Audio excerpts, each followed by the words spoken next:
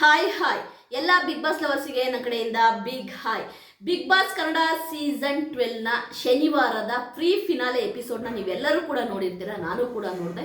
Episode ಚೆನ್ನಾಗಿತ್ತ ಅಂತ ನನ್ನನ್ನು ಕೇಳಿದ್ರೆ ಅಷ್ಟೇನು ಚೆನ್ನಾಗಿರಲಿಲ್ಲ ಅಂತ ನಾನು ಹೇಳ್ತೀನಿ. ಯಾಕೆಂದರೆ ಒಂದು ಪ್ರೀ ಫಿನಾಲೆ ಎಪಿಸೋಡ್ ಅಂತಂದರೆ ನಿಜವಾಗ್ಲೂ ಕೂಡ ಒಂದು ಗಮ್ಮತ್ತಿರಬೇಕಿತ್ತು, ಏನೋ ಒಂದು ಎಕ್ಸ್ಟ್ರಾಡಿನರಿ ಆಗಿರಬೇಕಿತ್ತು.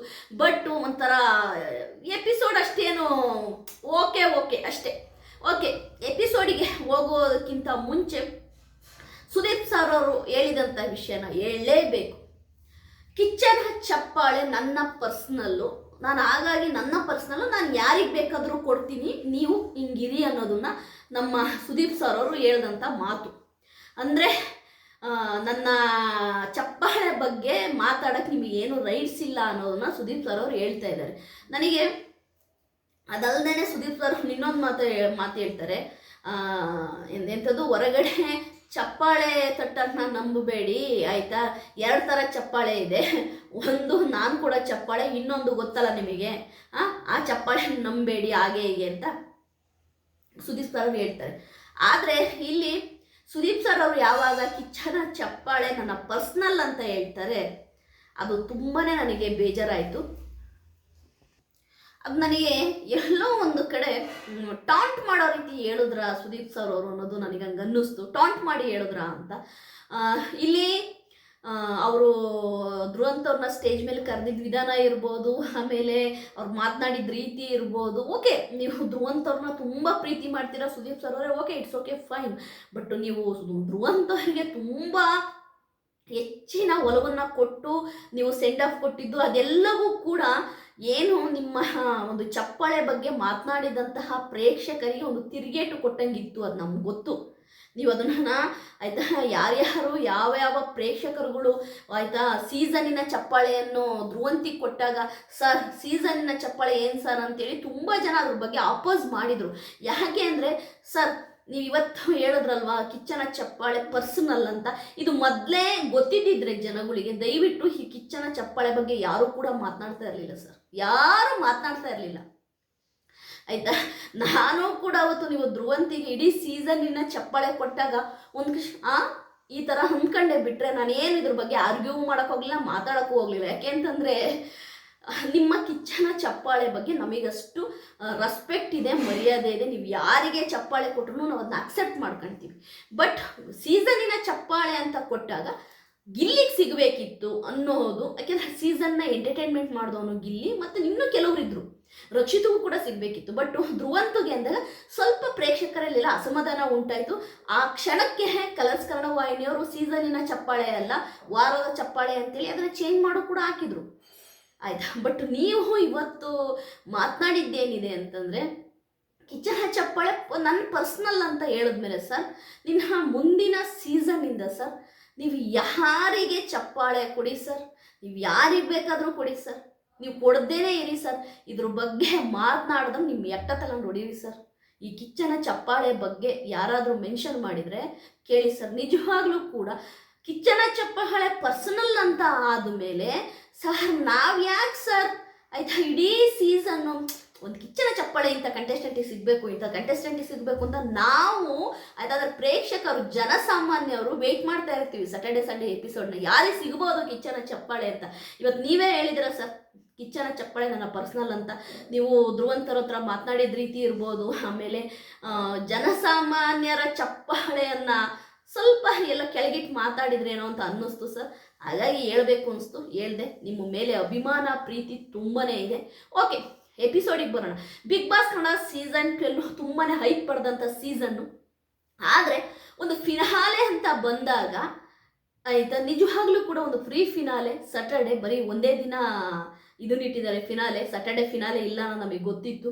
ಆದರೆ ಎಪಿಸೋಡು ಹೆಂಗಿತ್ತು ಅಂದರೆ ಸರ್, ಏನು ಎಕ್ಸೈಟ್ಮೆಂಟೇ ಇರಲಿಲ್ಲ. 37 ಕೋಟಿ ಓಟ್ ಹಾಕಿರುವಂತಹ ಪ್ರೇಕ್ಷಕನಿಗೆ ಆಯಿತಾ ಯಾವುದೇ ಥರದ ಒಂದು ಎಂಟರ್ಟೈನ್ಮೆಂಟ್ ಇರಲಿಲ್ಲ ಸ್ಯಾಟರ್ಡೆ ಎಪಿಸೋಡಲ್ಲಿ ಅಂತ ನನಗನ್ನಿಸ್ತಾ ಇದೆ. ಅದಲ್ಲದೆ ಸುದೀಪ್ ಸರ್ ಅವರೇ ಯಾಕೆ ಮಂಕಾಗಿರೋ ರೀತಿ ನನಗೆ ಕಾಣ್ತಾ ಇತ್ತು.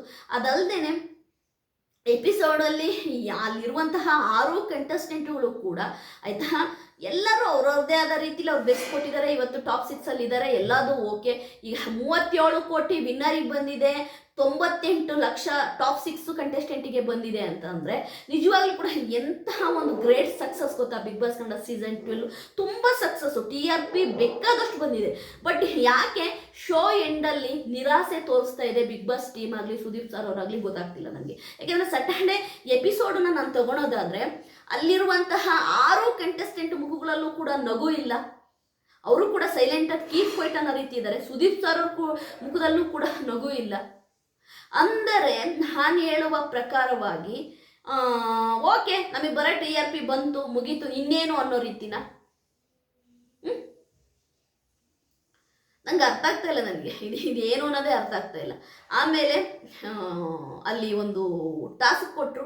ಆ ಟಾಸ್ಕಲ್ಲಿ ಅವ್ರವ್ರಿಗೆ ಯಾರು ಬೇಕು ಅವ್ರ ಬಗ್ಗೆ ಹೇಳಿದ್ರು, ಒಳ್ಳೇದು ಹೇಳಿದರು. ಮತ್ತು ಒಬ್ಬರನ್ನ ಯಾರನ್ನ ಈ ಗೇಮಿಂದ ತೆಗಿಬೇಕು ಅವ್ರನ್ನ ತೆಗೆದಿಟ್ರು. ನನಗೆ ಅನಿಸೋ ಪ್ರಕಾರವಾಗಿ ಗಿಲ್ಲಿ ಮತ್ತು ರಕ್ಷಿತಾ ಅವರ ವೇವ್ ಲೆಂತು ಅವ್ರ ಥಿಂಕಿಂಗು ಸೇಮ್ ಇದೆ. ಗಿಲ್ಲಿ ಆಗಲಿ ರಕ್ಷಿತಾ ಆಗಲಿ ಅವರಿಬ್ಬರು ತುಂಬ ಆಯ್ತಾ ಒಂದು ಬಾಂಡಿಂಗ್ ಅವರಿಬ್ಬರು ಮಧ್ಯೆ ಇದೆ. ಅವರಿಬ್ಬರು ಕೂಡ ಖಂಡಿತವಾಗ್ಲೂ ಒಂದು ಫ್ರೆಂಡ್ಶಿಪ್ಪನ್ನು ಹೊರಗಡೆ ಹೋದ್ಮೇಲೆ ಮೇಂಟೈನ್ ಮಾಡಲಿ ಅಂತೀನಿ. ಅದೇ ರೀತಿ ಅಶ್ವಿನಿ ಗೌಡ ಮತ್ತು ರಕ್ಷಿತನ ಮಧ್ಯೆನೂ ಕೂಡ ಒಂದು ಬಾಂಡಿಂಗ್ ಇದೆ, ಅದು ಸೂಪರ್ ಇದೆ ಆಯಿತಾ. ಅದೇ ರೀತಿ ರಘು ಮತ್ತು ಅಶ್ವಿನಿ ಗೌಡ ಮಧ್ಯನೂ ಕೂಡ ಒಂದು ಒಳ್ಳೆ ಬಾಂಡಿಂಗ್ ಇದೆ, ಒಂದು ಫ್ರೆಂಡ್ಶಿಪ್ ಬಾಂಡಿಂಗ್ ಇದೆ. ಅದೇ ರೀತಿ ರಕ್ಷಿತಾ ಮತ್ತು ರಘು ಅವ್ರ ಮಧ್ಯೆ ನಿಜವಾಗ್ಲೂ ಕೂಡ ಒಂದು ಅಣ್ಣ ತಂಗಿಯ ಒಂದು ಬಾಂಡಿಂಗ್ ಸೂಪರ್ ಆಗಿದೆ. ಅದೇ ರೀತಿ ಗಿಲ್ಲಿ ಮತ್ತು ಕಾವ್ಯ ಅವರಿಬ್ಬರ ಮಧ್ಯನೂ ಕೂಡ ಒಂದು ಒಳ್ಳೆ ಬಾಂಡಿಂಗ್ ಇದೆ. ಧನುಷ್ ಗೌಡ ಮತ್ತು ಕಾವ್ಯ ಮಧ್ಯದಲ್ಲೂ ಒಂದು ಒಳ್ಳೆ ಬಾಂಡಿಂಗ್ ಇದೆ. ನಿಜವಾಗ್ಲೂ ಅಲ್ಲಿರುವಂತಹ 6 ಕಂಟೆಸ್ಟೆಂಟ್ಗಳು ಕೂಡ ಅವರು ಒಂದು ಒಳ್ಳೆಯ ಅವರವರ ಮಧ್ಯದಲ್ಲಿ ಒಂದು ಒಳ್ಳೆಯ ಬಾಂಧವ್ಯ ಇದೆ ಅನ್ನೋದು ಗೊತ್ತಾಯಿತು. ಅದು ಅಲ್ಲದೇನೆ ಏನು ಇಡೀ ಸೀಸನ್ನು ಏನೇನೆಲ್ಲ ಆಯಿತು ನಿಮ್ಮೆಲ್ಲರಿಗೂ ಗೊತ್ತಿರೋ ವಿಷಯನೇ. ಈಗ ಕೊನೆಯ ಹಂತಕ್ಕೆ ಬಂದು ನಿಂತಿದ್ದೀವಿ. ಕೊನೆಯ ಹಂತಕ್ಕೆ ಬಂದು ನಿಂತಿದ್ರೂ ಕೂಡ ಎಲ್ಲರ ಮುಖದಲ್ಲೂ ಕೂಡ ಒಂದು ನಿರಾಶೆಯ ಭಾವನೆ ಇದೆ ಆಯಿತಾ. ನಿರಾಶೆಯ ಭಾವನೆ ಎದ್ದು ಕಾಣ್ತಾ ಇದೆ. ಅದು ಯಾಕೆ ಅಂತ ಗೊತ್ತಿಲ್ಲ. Big Boss Kannada season 12 finale ಅಂತಂದರೆ ನಮಗೆ ಎಕ್ಸ್ಪೆಕ್ಟೇಷನ್ ತುಂಬ ಇರುತ್ತೆ. ಪ್ರತಿ ಸೀಸನಲ್ಲೂ ಕೂಡ ಸಟರ್ಡೆ ಎಪಿಸೋಡ್ ಅಂದರೆ ಕಾಲ್ ಎಳೆಯೋದು, ಸುದೀಪ್ ಸರ್ ಅವ್ರ ಸೀಸನ್ ಬಗ್ಗೆ ಮಾತನಾಡೋದು, ಒಂದು ಏನೋ ಒಂಥರ ತುಂಬಾ ಎಂಟರ್ಟೈನ್ಮೆಂಟ್ ಆಗಿರುತ್ತೆ. ಬಟ್ ಈ ಒಂದು ಸಟರ್ಡೆ ಎಪಿಸೋಡು ಹೇಗಿತ್ತು ಅಂದರೆ ಮಾಮೂಲಿ ಎಪಿಸೋಡಿಗಿಂತನೂ ಡಬ್ಬಾ ಥರ ಇತ್ತು. ಡಬ್ಬಾ ಥರ ಇತ್ತು. ಆ ಒಂದು ಫೀಲ್ ಬರಲಿಲ್ಲ ನಮಗೆ. ಆ ಒಂದು ಫಿನಾಲೆ ಫೀಲ್ ನಮಗೆ ಬರಲಿಲ್ಲ ಆಯ್ತಾ. ಅಷ್ಟೊಂದು TRP ಕೊಟ್ಟಿರುವಂತಹ ಬಿಗ್ ಬಾಸ್ ಕನ್ನಡ ಸೀಸನ್ 12 ಮುಗಿಸಿದ್ರು ಸಾಕಪ್ಪ, ಯಾವಾಗ ಒಬ್ಬರಿಗೆ ಅಂತ ಟ್ರೋಫಿ ಕೊಟ್ಟು ಕಳಿಸಿದ್ರು ಸಾಕಪ್ಪ ಅನ್ನೋ ಲೆವೆಲ್ಲಿಗಿದೆ. ಹೊರಗಡೆ ನೋಡಿದ್ರೆ ಪಾಪ ಅವ್ರು ಕಿತ್ತಾಡ್ತಿದ್ದಾರೆ, ಒಡೆದಾಡ್ತಾ ಇದ್ದಾರೆ. ಇವ್ರು ವಿನ್ ಆಗಬೇಕು, ಅವ್ರು ವಿನ್ ಆಗಬೇಕು ಅಂತ ಒಡೆದಾಡ್ತಾ ಇದ್ದಾರೆ. ಒಬ್ರಿಗೊಬ್ರು ಆಯ್ತಾ ಫೈಟ್ ಮಾಡ್ತಾ ಇದ್ದಾರೆ. ಬಟ್ ಬಿಗ್ ಬಾಸ್ ಮನೆ ಒಳಗಡೆ ಆಯ್ತಾ ಒಂಥರ ನಿರಾಸೆಯ ಇದು ತುಂಬಿದೆ. ನಿರಾಸೆಯಿಂದ ಏನು ಒಂಥರ ಬೇಜಾರಿನಿಂದ ಇದ್ದಾರೆ 6 ಕಂಟೆಸ್ಟೆಂಟ್ಗಳು ಕೂಡ. ಅಂತಹ ಒಂದು ಲವ್ಲವ್ಗೆ ಕಾಣ್ತಾನೆ ಇಲ್ಲ. ಯಾಕಂದ್ರೆ ಪ್ರತಿ ಸೀಸನ್ ನೋಡ್ಕೊಂಡ್ ಬಂದಿರೋದ್ರಿಂದ ಸಟರ್ಡೆ ಎಪಿಸೋಡ್ ಅಂದರೆ ಅವನ ಅಜ್ಜಿನ ಹೆಂಗಿರುತ್ತೆ ಗೊತ್ತಾ, ನೋಡಕ್ಕ ಗತ್ತು ಆಯ್ತಾ. ಓಕೆ ಟಾಪ್ 6 ಯಾರು, ಟಾಪ್ 5 ಯಾರು, ಓಕೆ ಫ್ರೀ ಫಿನಾಲಲ್ಲಿ ಏನಿರುತ್ತೆ, ಏನು ಮಾತಾಡೋದು, ಆಮೇಲೆ ಕಾಮಿಡಿ ಫನ್ನು ಆಯ್ತಾ, ಎಷ್ಟೊಂದು ಲವ್ಲವಿಕೆ ಇರುತ್ತೆ ಗೊತ್ತಾ. ಬಟ್ ಯಾಕೋ ಅದು ಯಾವುದು ಸಟರ್ಡೆ ಎಪಿಸೋಡಲ್ಲಿ ಕಾಣಲಿಲ್ಲ. ನನಗೆ ಅನಿಸಿದ್ದನ್ನ ಸ್ನೇಹಿತರೆ ನನಗೆ ಹೇಳಿದ್ದೀನಿ. ನಾನು ಯಾವ ಫಿಲ್ಟ್ರ್ ಇಟ್ಕೊಳಲ್ಲ. ನಮ್ದು ಏನಿದ್ರು ಸ್ಟ್ರೈಟ್ ಫಾರ್ವರ್ಡ್ ಮಾತಷ್ಟೇ. ಸುದೀಪ್ ಸರ್ ಅವರು ಚಪ್ಪಾಳೆನ ಪರ್ಸನಲ್ಲು ಅಂತಂದಿದ್ದು ಕೂಡ ನನಗೆ ತುಂಬಾ ಅರ್ಥ ಆಯಿತು ಆಯ್ತಾ. ನಾನು ಅದು ಅರ್ಥ ಆಗಿದ್ದೀನಿ, ನಿಮ್ಮ ಮುಂದೆ ಇಟ್ಟಿದ್ದೀನಿ ಅಷ್ಟೇ. ಓಕೆ ಏನು ಸಂಡೇ ಆಯಿತಾ, ಸಂಡೇ ಗ್ರ್ಯಾಂಡ್ ಫಿನಾಲೆ ಪ್ರೋಮೋ ಜೊತೆ ಮತ್ತೆ ಬರ್ತೀನಿ. ಗ್ರ್ಯಾಂಡ್ ಫಿನಾಲೆ ಯಾವ ಮಟ್ಟಕ್ಕೆ ಇರ್ಬೋದು ಆಯಿತಾ, ಏನು ಎತ್ತ ಎಲ್ಲದ್ರ ಜೊತೆ ನಿಮ್ಮ ಮುಂದೆ ಬರ್ತೀನಿ. ಅದಲ್ಲದೆ ಈಗಲೂ ಹೇಳ್ತಿದ್ದೀನಿ ಸ್ನೇಹಿತರೆ, ವಿನ್ನಿಂಗ್ ಒಬ್ಬರೇ, ಯಾರೋ ಒಬ್ಬರು ಒಂದು ಟ್ರೋಫಿ ತಗೊಳ್ತಾರೆ. ಒಂದು 50 ಲಕ್ಷದಲ್ಲಿ ಒಂದು 35 ಲಕ್ಷ ಟ್ಯಾಕ್ಸ್ ಕಟ್ಟಾಗಿ ದುಡ್ಡು ಬರುತ್ತೆ, ಅದೆಲ್ಲ ಫೈನ್, ನೆಕ್ಸ್ಟ್ ಲೆವೆಲ್. ಅದು 35 ಲಕ್ಷ ದುಡ್ಡು ಸಿಕ್ಕಿದ ತಕ್ಷಣವೇ ಗಿಲ್ಲಿ ಮನೆ ಏನು ಉದ್ಧಾರ ಆಗ್ಬಿಡಲ್ಲ, ರಕ್ಷಿತ ಮನೆ ಏನು ಉದ್ಧಾರ ಆಗ್ಬಿಡಲ್ಲ. ಏನೋ ಒಂದು ಫೈನಾನ್ಷಿಯಲ್ ಆಗಿ ಒಂದು 10% ಅವರಿಗೆ ಒಂದು ಏನೋ ಒಂದು ಸಹಾಯ ಆಗುತ್ತೆ ಅಷ್ಟೇ. ಆದರೆ ನನಗೆ ವಿನ್ನಿಂಗ್ ಅನ್ನೋದಕ್ಕಿಂತನೂ ಆಯಿತಾ, ನನಗೆ ಏನು ಗೊತ್ತಾ ಇಂಪಾರ್ಟೆಂಟು, ಬಿಗ್ ಬಾಸ್ ಮನೆಗೆ ಬಂದಂತಹ ಕಂಟೆಸ್ಟೆಂಟ್ಗಳು ಆಯ್ತಾ, ಈಗ ಇರುವಂತಹ ಟಾಪೆಸ್ಟ್ 6 ಕಂಟೆಸ್ಟೆಂಟ್ಗಳು ಇವರು ಎಲ್ಲರಿಗೂ ಕೂಡ ಅವರ ಕೆರಿಯರಲ್ಲಿ ಒಂದು ಒಳ್ಳೊಳ್ಳೆ ಪ್ರಾಜೆಕ್ಟ್ ಸಿಗಬೇಕು. ಆ ಪ್ರಾಜೆಕ್ಟ್ ಅವರ ಕೆರಿಯರಲ್ಲಿ ಮುಂದೆ ತಗೊಂಡೋಗ್ಬೇಕು. ಅವರು ಈ ಒಂದು ಸಿನಿ ಪ್ರಯಾಣದಲ್ಲಿ ಆಯ್ತಾ ಮುಂದುವರಿಬೇಕು ಅನ್ನೋದು ನನ್ನ ಆಸೆ. ಇಲ್ಲಿರುವಂತಹ 6 ಕಂಟೆಸ್ಟೆಂಟ್ಗೂ ಬಿಗ್ ಪ್ರಾಜೆಕ್ಟ್ ಸಿಗಬೇಕು ಅನ್ನೋದು ಅಷ್ಟೇ ನನ್ನ ಆಸೆ. ವಿನ್ನಿಂಗ್ ನಾನು ಲೆಕ್ಕಕ್ಕೆ ಇಟ್ಕೊಳಲ್ಲ ಆಯ್ತಾ. ವಿನ್ನಿಂಗ್ ಅನ್ನೋದು ಅದೇನೂ ಅಲ್ಲ ಅದು.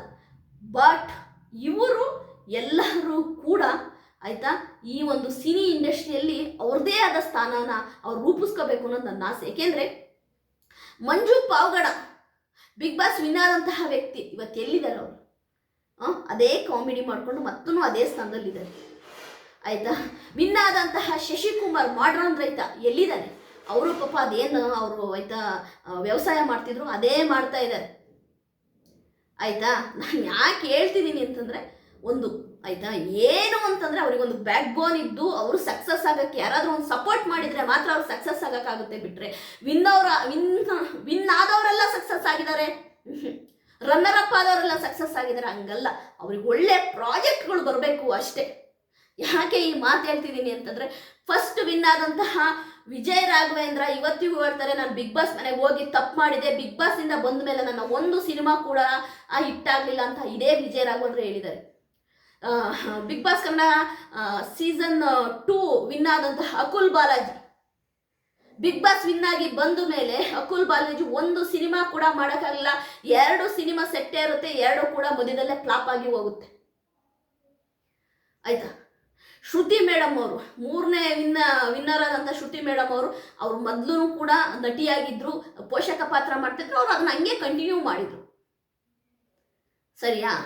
4th ಆಯಿತಾ ನಮ್ಮ ಯಾರು ಪ್ರಥಮು ಕೂಡ ಏನೇನೆಲ್ಲ ಮಂಗ್ನಾಟ ಮಾಡಿ ಸೀಸನ್ ವಿನ್ ಆದ. ಅವನು ಕೂಡ ಈಗ ಅವನು ಸೈಡಿಗೆ ಹೋಗಿದ್ದಾನೆ. ವಿನ್ನಿಂಗ್ ಅನ್ನೋದನ್ನ ನಾನು ಹೆಂಗೆ ನೋಡ್ತೀನಿ ಅಂತಂದರೆ, ನಿಮ್ಗೆ ಒಳ್ಳೊಳ್ಳೆ ಪ್ರಾಜೆಕ್ಟ್ ಸಿಗ್ತಾ ನೀವು ಅಲ್ಲಿ ವಿನ್ ಆದ್ರಿ ಅದು ನಿಮ್ಮ ನಿಜವಾದ ಗೆಲುವು. ಅದು ರಕ್ಷಿತನಿಗಾಗಲಿ, ಗಿಲ್ಲಿ ನಟಗಾಗಲಿ, ಕಾವ್ಯಗಾಗಲಿ. ನಾನು ಅದೇ ಹೇಳೋದು, ಕಾವ್ಯ ಟಾಪ್ 6 ಎಲ್ಲಾದರೂ ಎಲಿಮಿನೇಟ್ ಆದ it's okay, no problem. Kavya 1-2 film ಒಳ್ಳೆ ಹೀರೋಯಿನ್ ಆಗಿ ಆ್ಯಕ್ಟ್ ಮಾಡೋಕ್ಕೆ ಏನಾದರೂ ಒಂದು ಒಳ್ಳೆ ಪ್ರಾಜೆಕ್ಟ್ ಸಿಗ್ತಾ ಅವಳಲ್ಲಿ ವಿನ್ ಆದ್ಲು. ಅಲ್ಲಿ ವಿನ್ ಆದಂಗೆ ಕಾವ್ಯ. ಅಶ್ವಿನಿ ಗೌಡಗೆ ಏನಾದರೂ ಒಂದು ಒಳ್ಳೆ ಪ್ರಾಜೆಕ್ಟ್ಗಳು ಬಂದು ಒಂದು 3-4 ಪ್ರಾಜೆಕ್ಟಲ್ಲಿ ಒಂದು ಪೋಷಕ ಪಾತ್ರನ ಮತ್ತೊಂದು ಅವ್ರಿಗೆ ಒಳ್ಳೆ ಪ್ರಾಜೆಕ್ಟ್ ಸಿಕ್ಕಿದ್ದು ಅಂದರೆ ಅಲ್ಲಿ ಅಶ್ವಿನಿ ಗೌಡ ವಿನ್ ಆದ್ದು. ರಘು ಅವರಿಗೂ ಅಷ್ಟೇ ಒಳ್ಳೆ ಪ್ರಾಜೆಕ್ಟೇ ವಿನ್ನಿಂಗ್ ಅಂತ ನಾನು ಹೇಳ್ತೀನಿ. ಅದೇ ವಿನ್ನಿಂಗು ನಮಗೆ.